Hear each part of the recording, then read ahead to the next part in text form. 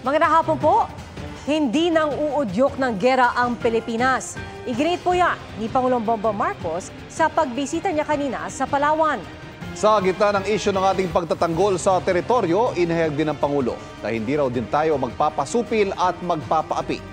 Mula sa Palawan nakatutok live, si Joseph Mon. Joseph.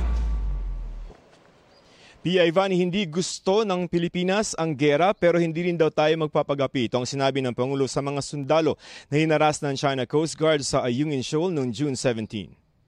Here represented to Seaman First Class Underwater Operator Jeffrey S. Facundo. Ginawaran ni Pangulong Bongbong Marcos ng Order of Lapu-Lapu na may ranggong kampilan si Seaman First Class Underwater Operator Jeffrey Facundo. Si Facundo ang naputulan ng hinlalaki ng harangin ng China Coast Guard, ang Rotation and Resupply Mission o RORE sa Ayungin Shoal noong June 17.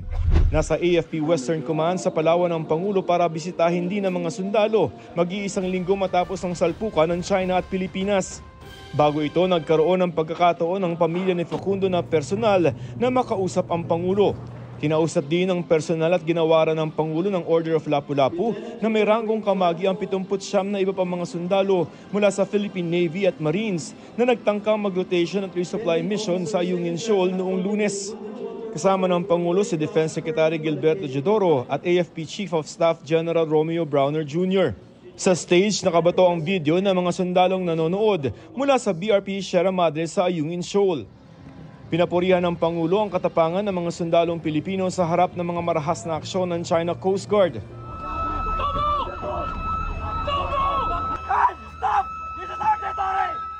Noong June 17, pinagsisigawan ng China Coast Guard habang tinututukan ng mga matutulis na bagay ang mga sundalong Pilipino. Binutas at inakawan ang mga bangkang dala ng Philippine Navy. I have never been prouder of the brave women, men, and not just the Western Command, but the entire armed forces as I am today. On June the 17th, we made a conscious and deliberate choice to remain in the path of peace. Sa pagharap ng Pangulo sa mga sundalo dito sa AFP Western Command, sinabi niya na responsableng bansa ang Pilipinas at hindi ito gagamit ng dahas o intimidasyon para makapanakit ng kapwa. Sabi ng Pangulo, hindi nang uudyok ng gera ang Pilipinas. Ang gusto raw ng gobyerno ay makapagbigay ng payapa at masaganang buhay para sa bawat Pilipino. Pero hindi raw ito katumbas ng kahinaan. Patuloy rin daw maninindigan ng Pilipinas. Ayon pa sa Pangulo, ang pananatili ng kapayapaan ay hindi nangangahulugan ng pagsang-ayon o pagtanggap sa nangyayari. Kailanman ay hindi tayo magpapasupil at magpapaapi kahit na kanino man. Ipinakita raw ng mga sundalong Pilipino na ang diwa ng pagka-Pilipino ay matapang, determinado at compassionate. Tiniyak ng Pangulo na nasa likod nila at kanilang pamilya ang bansa. Hindi raw namimili ng panig ang Pilipinas bagamat walang binanggit ng mga bansa ang Pangulo. Bukod sa mga medalya, ayon sa Malacanang ay binigyan rin ng Pangulo ng financial assistance ang mga sundalo. Ivan? Maraming salamat, Joseph Moro. Nauwi sa malagim na trahedya ang biyahe ng isang babae sa Maynila. Ang sinasakyan motor ng biktima nasalpok ng isa pang motor. Nakatutok si Jomer Apresto. Kita ang motorsiklong ito na mabilis na lumiko pakaliwa papunta sa kanto ng Medel galing Pedro Hill. Pero bago siya tuluyang makaliko, isang motor ang kanya nakasalpukan. May narinig ako ng sumalpok, medyo malakas. Yung paglingin ko, nakita ko agad na yun nga, dalawang motor nagbangga. Nakita ko yung babae nandun sa dulo. Nahagip sa CCTV ang pagtilapon ng babaeng angkas at ilang metro din siyang nagpagulong-gulong. Naisugod sa ospital ang babae pero hindi na siya umabot ng buhay. Yung nagmamaneho naman ng isang motorcycle, dinala ng orthopedic hospital para magkaroon ng medical attention. At ganun din, yung isa rin na nagmamaneho nito ay sugatan din. Ikakasal sana sa darating na Setyembre ang magkaangkas na biktima. Nasa kustodiya naman ng Manila District Traffic Enforcement Unit ang driver ng nabanggang motor. Bibili raw sana siya ng pyesa para sa kanyang motor noong mangyari ang aksidente. Nung malapit na ako doon sa may pinakalilikuan ko, saka ako napansin na matantulin nung motor. Humingi rin ako ng tawad, hindi ko rin naman po ginusto yun. Sa ngayon ay nasampahan na raw ng reklamong reckless driving resulting to homicide ang naturang driver. Kita man ng kagawad sa Barangay 876 sa Santa Ana, accident-prone talaga ang kanilang lugar dahil sa mga paliko dito. Para sa GMA Integrated News, Jomer Apresto nakatutok, 24 oras. Dahil sa malakas na ulan, natapos na maaga ang Pride Festival kagabi sa Quezon Memorial Circle. At dahil sa dami na mga dumalo, bumigat ang daloy ng trapiko sa paligid at maging sa EDSA. Nakatutok si EJ Gomez. Inabot na ng hating gabi ang tinatayang 200,000 tao na nakiisa sa Love Laban to Everyone Pride Festival. Ang traffic hindi lang sa paligid ng Quezon City Circle, pati ang kahabaan ng EDSA damay din. Marami sa dumalo ang na-stress sa biyahe papunta at pauwi. Gaya na lang ni Alessandro na galing ng Makati. At sa probinsya pa raw ng Rizal siya uuwi. Sa MRT pa lang po, sobrang siksika na po talaga kami. Maging si Lady, hirap daw sa pagpara ng jeep. Halos lahat ng jeep is punuan. Nakuhanan niya ng motoristang sisa na kapwa ininda ang matinding traffic patungong Quezon City. Wala na silang masakit. May ilan na sinubukang magpara ng taxi pero ilang beses tinanggihan. Gusto po nila 400 po. Pag regular po, 200 pesos po. Iba po namimili po ng pasaya. Meron din namang nagtiis sa matagal na paghihintay at mahabang pila para sa libreng sakay ng Quezon City LGU. Para makatipid na rin po ng pamasahe. Sa isang pahayag, sinabi ng Quezon City Government at Pride PH na nakompromiso ang inihandang concert. Nabasa kasi ang electrical at sound system ng stage dulot ng malakas na ulan, dahilan para tapusin ng mas maaga ang programa. Ang ibang dumalo, itinuloy ang selebrasyon sa Pride Night Market sa Matalino Street at nagdaos ng dancing at singing lip-sync showdown. Para sa GMA Integrated News, EJ Gomez, nakatutok, 24 oras. Arestado sa NAIA ang isang umano'y illegal recruiter na nag-aalok ng trabahong farm worker sa Jeju Island sa South Korea. Nakatutok si Darlene Kai. Dito sa NAIA Terminal 3, isinagawa ng PNP-CIDG Anti-Transnational Crimes Unit katulong ang Department of Migrant Workers ang entrapment operation laban kay alias Nenita na isa umanong illegal recruiter. Ang bayad yan ng travel tax to eh. Agad siyang inaresto ng mga pulis. Kwento ng 3 biktima umano mula Lemery, Batangas. Pinangakuan sila ng suspect na bibigyan ng trabaho bilang farm workers sa Jeju Island sa South Korea. Isa naman po siya nagtiwala kasi nga po yung isa sa kasama po namin kamag-anak po yung nagre-recruit. Hiningan daw sila ng suspect ng 120,000 hanggang 150,000 pesos bawat isa para raw sa pagproseso ng application, visa at pamasahe. Sabi daw po ang monthly daw po ay nasa 80,000 ang minimum daw po, ganyan. Sila daw po magpo-provide lahat ng mga gagamitin.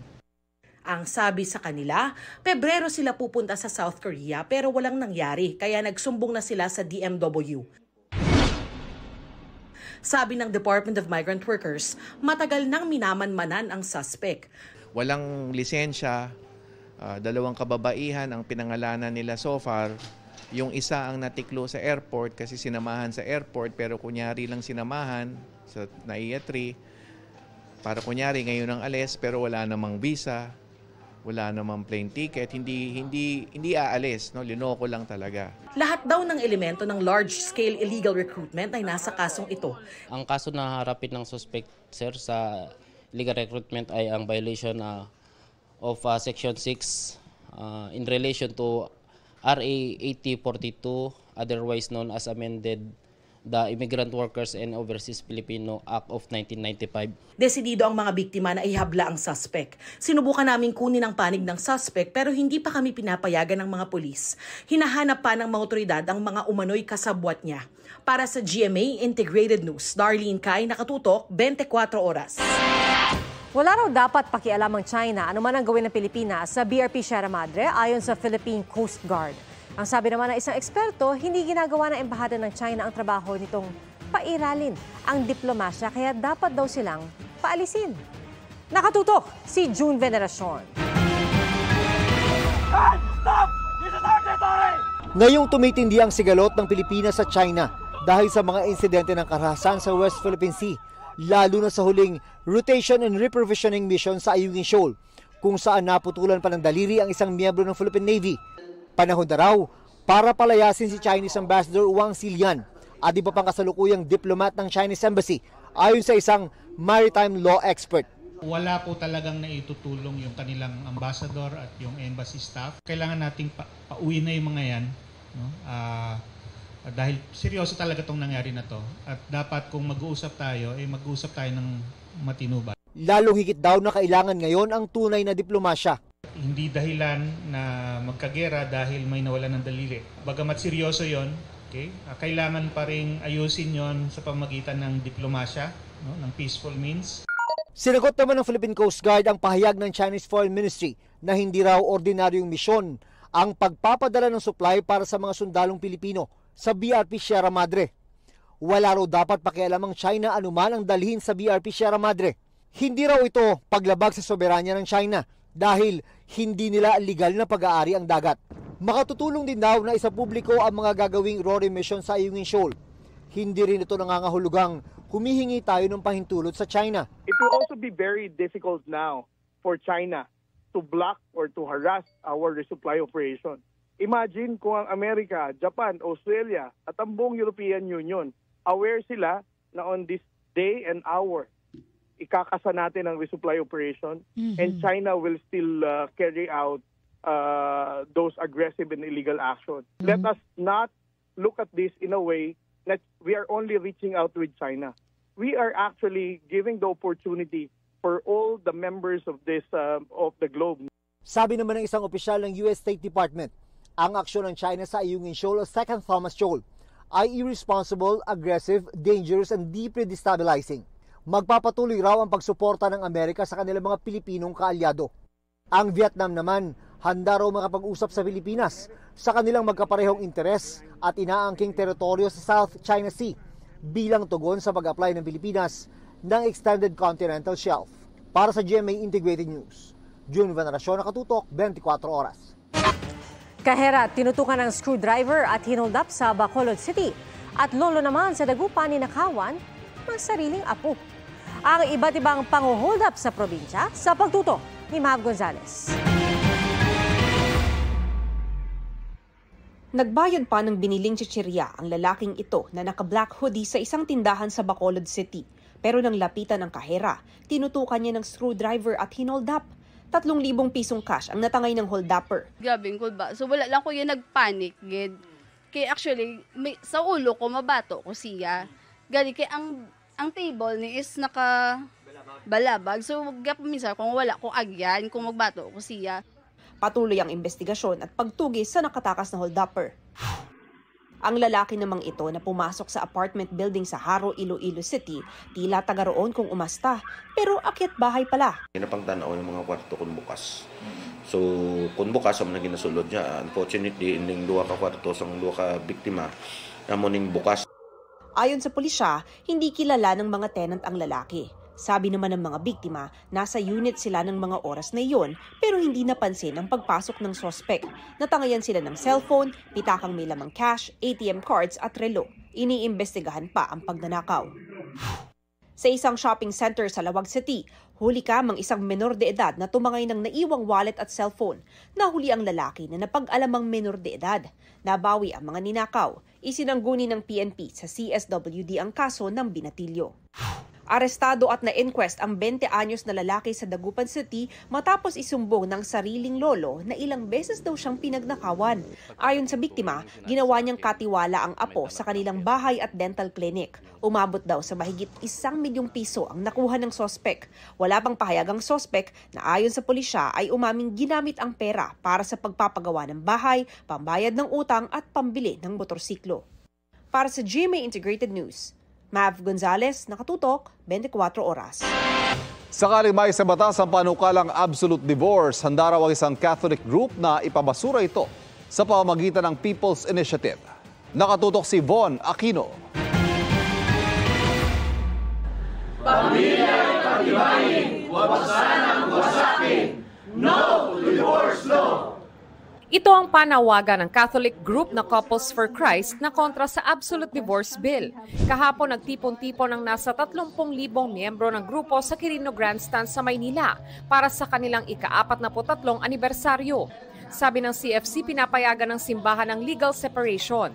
Hindi kailangan manatili ng babae at magpabugbog ng magpabugbog. Pero yung legal separation na yon is not the dissolution of the marriage. They may live separately, but the marriage bond remains. Sagot ni Albay Representative Ed Selagman, principal author ng Absolute Divorce Bill. Masyadong maraming hypocrisy ang ginagawa ng religion. Sila mismo ay merong canonical divorce na tinatawag na dissolution of marriage.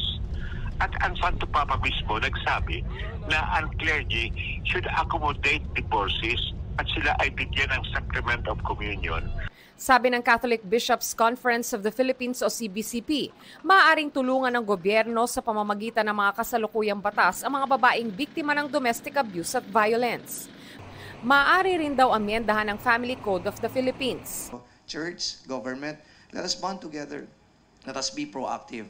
Nakita natin yung mga loopholes, pasakan natin. Anong intervention ang gagawin natin? Naniniwala rin ng CFC na kung walang divorce, mas magiging maingat anila ang mga tao sa pagpili ng mapapangasawa. Sabi naman ni Lagman, gusto nilang bigyan ng ika-4 na opsyon ng mga mag-asawang nasira na ang pagsasama. Yung sa annulment of marriage, yung ground should be before or during the celebration of the marriage, hindi after.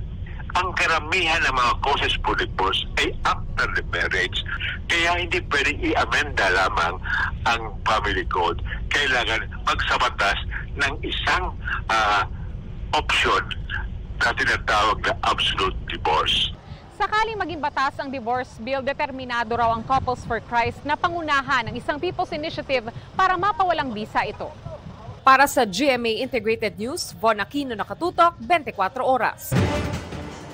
Nakatali sa hood ng umaandar na military jeep ng Israel ang isang sugatang Palestinian. May mga ambulansya naman sa kalsada pero tuloy-tuloy lang ang army jeep. Ayon sa pamilya ng lalaki, nabaril siya sa gitna ng raid sa West Bank.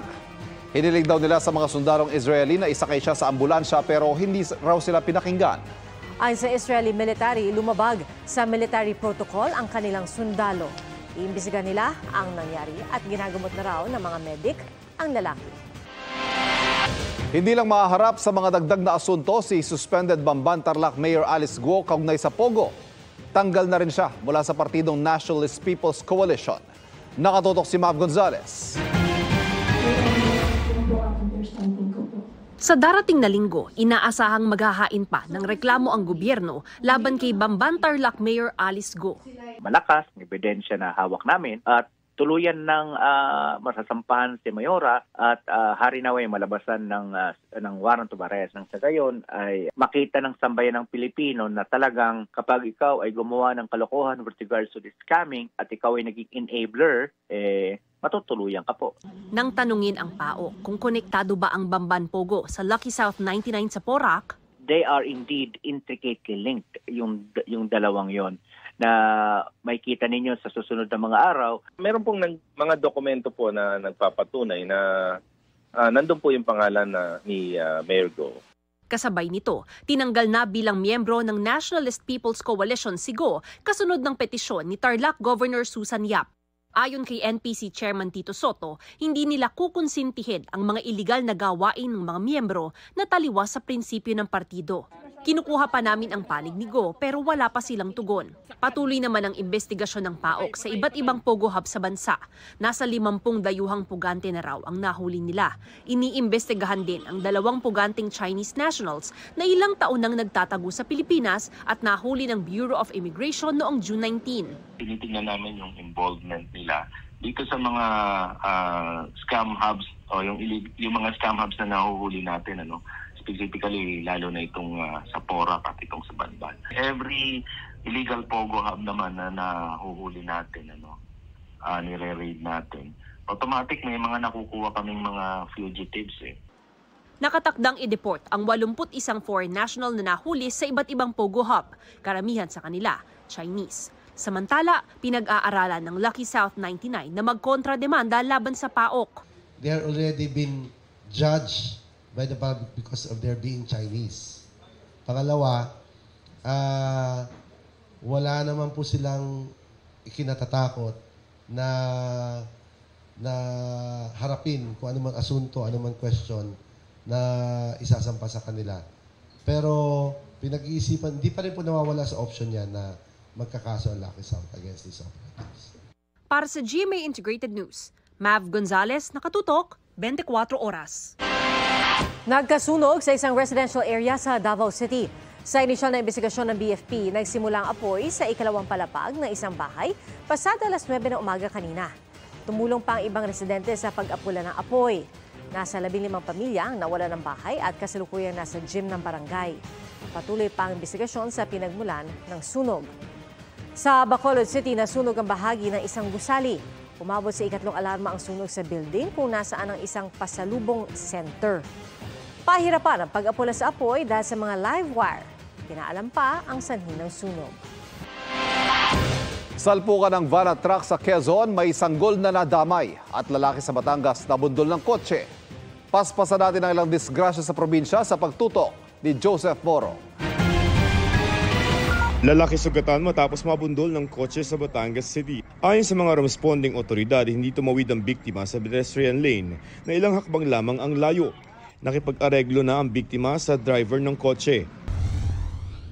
Sa Kamalinюgan, Cagayan, lalaki patay matapos masabugan ng gulong. Ayon sa pulisya, pumunta sa vulcanizing shop ang biktima para pahanginan ng gulong ng kanyang motorsiklo nang sumabog ang isang kalapit na gulong ng truck na binobombahan din noon. Dead on arrival siya sa ospital. Inaresto ang vulcanizer at inihabla ng reckless imprudence resulting in homicide. Wala pang reaksyon ng sospek at mga kaanak ng biktima. Isa patay sa salpukan ng van at truck sa Atimonan, Quezon. 5 ang sugatan, kabilang ang isang sanggol na 11 buwang gulang. Ayon sa pulisya, nang overtake umano ang driver ng van na patungong Samar pero nawalan umano siya ng kontrol sa manibela. Nagpaikot-ikot ang van hanggang sumalpok sa isang truck sa kabilang lane. Dead on arrival sa ospital ang van driver. Walang nasaktan sa mga sakay ng truck. Nangako ang may-ari ng van na sasagutin ang gastusin sa pagpapagamot ng mga pasahero at ang pagpapalibing sa driver. Para sa GMA Integrated News, Joseph Morong, nakatutok 24 oras. Nasagip sa isang taxi ang 6 na menor de edad na tinangka umanong kidnapin. Huli ang 2 suspect na modus para mahikayat ang mga biktima na sumama, alukin ng milk tea. Nakatutok si Von Aquino.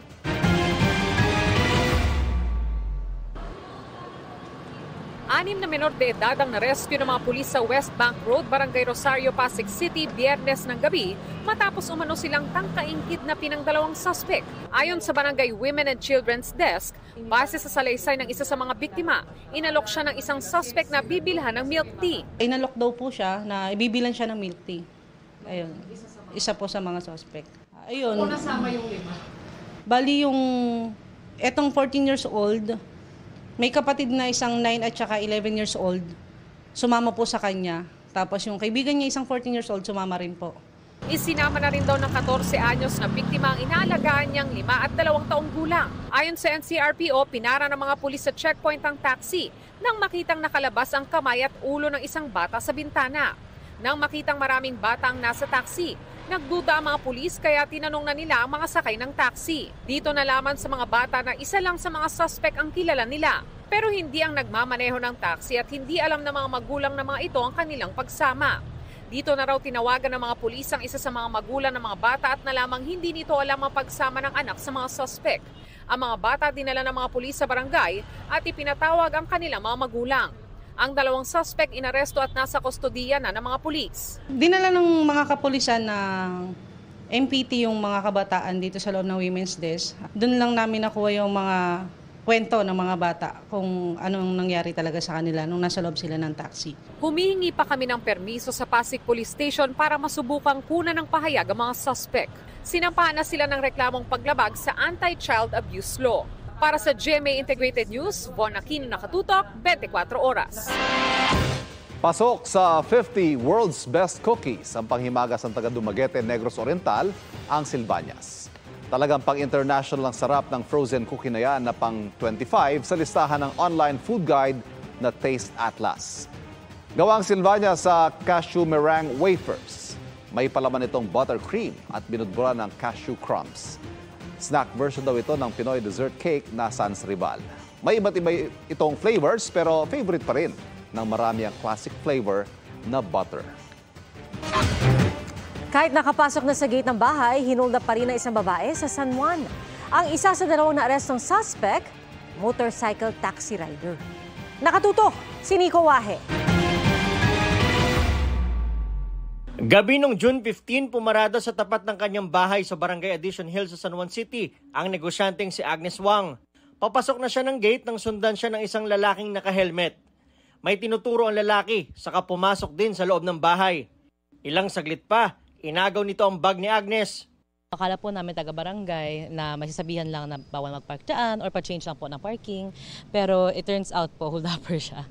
Nakipagbuno si Agnes at ang kasama nitong babae. Pero pwersaan itong kinuha ng lalaki na tumakbo sa kaumangka sa isang motorsiklo na naka-uniforme ng isang motorcycle taxi company. Tangay ang 20,000 pesos cash, mga credit card at mga ID. Medyo traumatic po talaga siya kasi syempre akalain mo sa sarili mong bahay mananakawan ka. Ayon sa San Juan City Police, na-file lang ang report matapos i-post ni Agnes ang insidente sa social media noong June 17. 2 araw ang lumipas, isa pang insidente ng hold-up ng riding in tandem ang isinumbong sa San Juan Police. Inoperate ito ng pulisya at naaresto ang rider ng motor. Itinuro rin niya ang isa pa niyang kasama sa pang-hold up. Lumalabas na sila rin palang ng hold up kay Agnes. Tumanggi magbigay ng pahayag ang dalawang suspect. Nakomit na po kami, sir. Na-recover ng mga pulis sa motorsiklong ginamit sa pagtakas pero wala nang na-recover sa mga ninakaw nila. Kinumpirma rin ng Move It na rider nila ang isa sa mga hold-upper. Sa tulong daw ng kanilang GPS tracking at mga CCTV footage, natukoy nila ang pagkakakilala ng suspect kaya nakipagtulungan sila agad sa biktima at sa mga pulis. Napag-alaman din daw nilang hindi lang sa kanila nagra-rider ang isa sa mga suspect. May iba pang motorcycle taxi company rin daw itong pinagsiserbisyuhan. Patuloy raw sila na ikipagtulungan sa mga otoridad at biktima para panagutin ang sangkot na rider. Nakikipag-ugnayan na rin daw sila sa LTFRB para makagawa ng mga susunod na hakbang laban sa mga ganitong klaseng modus. Para sa GMA Integrated News, Nico Wahe, nakatutok 24 oras. Talamak pa rin ang mga text at phone scam. Ang sabi ng Cybercrime Investigation and Coordinating Center, marami pa rin mga hindi rehistradong SIM card. Ang nais silang managot dito, mga free agent at mga telco. Nakatutok si Dano Tingkungko. Madalas ka pa rin bang makatanggap ng text scams o kaya'y tawag mula sa taga-bangko raw? Disyembre 2023, pinatupad ang SIM card registration law na layong masawata ang cybercriminal activities. Pero sabi ng Cybercrime Investigation and Coordinating Center o CICC, may mga nirereklamo pa rin sa kanilang scam na ang gamit daw ay mga unregistered SIM o kaya'y peke ang rehistro o sa ibang tao nakapangalan. At sabi ng CICC, iba pa mga ito sa bulto-bultong SIM card sa mga ni-raid na Pogo at Scam Hub. Tanong ng CICC, anong ginagawa rito ng mga telco? Base sa kanilang sample testing, totoo ang laman ng mga reklamo ng mga unregistered SIM card o mga SIM card na peke ang registration ang ginagamit sa mga scam. When you have a registered SIM cards, you will have a registered name. But a lot of times we see some of the SIM cards walang registered names or even sa database ng telco, they remain supposed to be inactive and yet they are operational. We have to find the answers so that we'll see if somebody's accountable or is there a glitch or is there a need to improve the regulation. Nang makipag-ugnayan ng CICC sa mga telco, lumabas na nagmula ang problema sa pag-relax ng security sa unang bugso ng SIM registration. We're looking at 190 million. Maraming lumusot. Tiningnan din ng CICC ang distribution hierarchy ng mga SIM card mula sa mga telco para matuntun kung kanino galing ang bulto ng unregistered SIM cards na ginagamit sa mga scam. Handa raw ang CICC na ihabla mga anilay entity at free agents na may pagkukulang sa paglipanan ng mga unregistered SIM card. Ilalahad din nila ang kanilang investigasyon sa pulong nila ng National Telecommunications Commission sa linggong ito. Hinihingan pa ng GMA Integrated News ng komento ang mga telco. Sa datos ng CICC, mahigit 113 million ang rehistradong SIM card sa bansa as of July 30, 2023. Nasa 67% lang na mahigit 168,016,400 SIM cards na pinaniniwala ang nasa sirkulasyon. Para sa GMA Integrated News, Dano Tingkungko, nakatutok 24 oras. Inirampa ng ilang kapuso at sparkle artists ang kanilang ganda sa isang grand solo fashion show. Kamusta naman kaya ang paghahanda nila para sa GMA Gala 2024? Narito ang aking chika. Full of confidence and allure na rumampa ang nagagandahang Sparkle GMA Artist Center Beauties sa grandest solo fashion show ni Filipino International Fashion Designer Leo Almodal. Sa opening, opulent and golden ang massive gown na inirampa ni Max Collins. Elegant naman si Miss Universe Philippines 2019 at Sparkle Beauty Queen Gazini Ganados. Very confident sa pagrampa si Pulang Araw star Sanya Lopez sa kanyang pagrampa in a haute couture gown.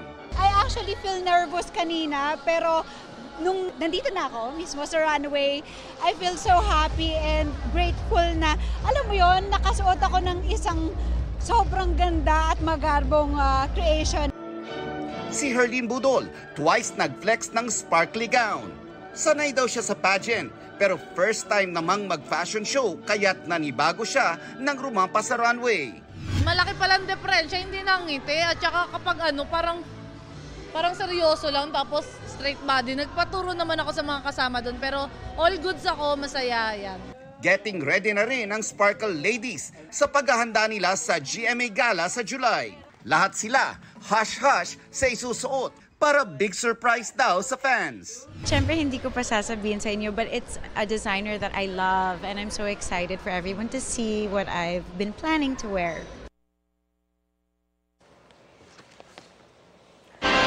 Yan po ang mga balita ngayong weekend para sa mas malaking misyon at mas malawak na paglilingkod sa bayan. Ako po si PR Canher. Ako po si Ivan Mayrina mula sa GMA Integrated News, ang News Authority ng Pilipino. Nakatutok kami 24 oras. Mga kapuso, patuloy na tumutok sa mga balita. Mag-subscribe sa GMA Integrated News sa YouTube.